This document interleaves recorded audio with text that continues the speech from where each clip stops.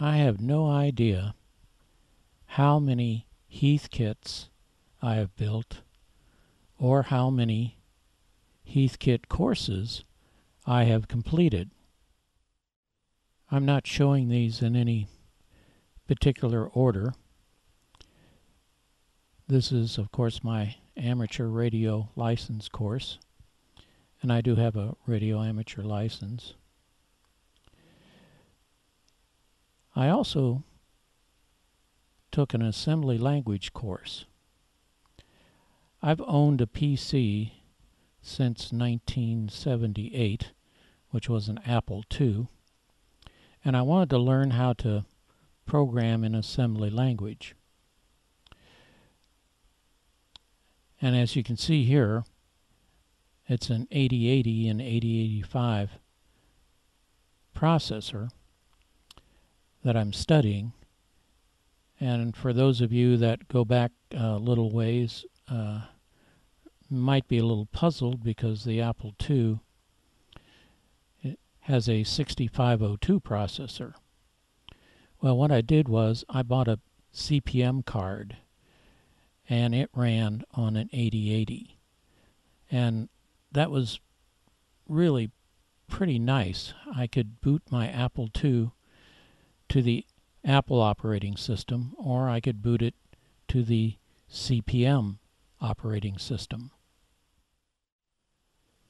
And of course I had to learn something about the Microsoft system, and at that time HeathKit had a MS-DOS course, and it had 3 cassettes.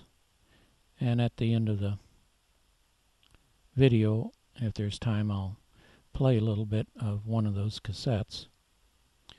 And here you can see a little bit of the command structure of MS-DOS.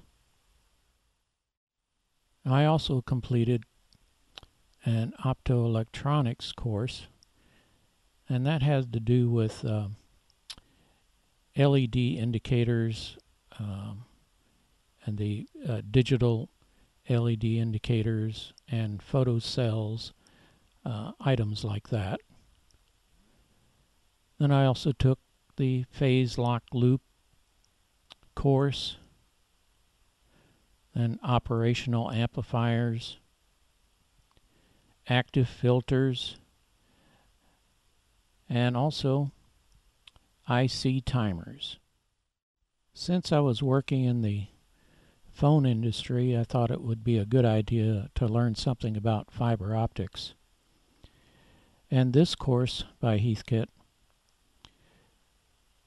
went through all kinds of different types of fiber optics and explained, the characteristics of the different types. Also went into the different types of transmission, the transmitters and receivers, and also even how to splice a fiber optic cable. I also took a laser technology course, and part of the lab in this course was to build a helium neon laser.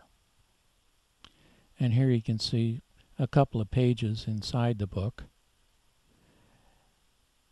And the neatest lab, of course, was at the end of the course, the last lab, and that was to build an interferometer.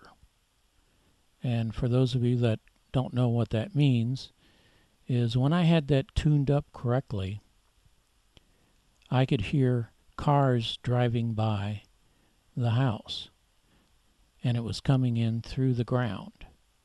It was extremely interesting. Okay, here's the first tape. I'll put that in the machine.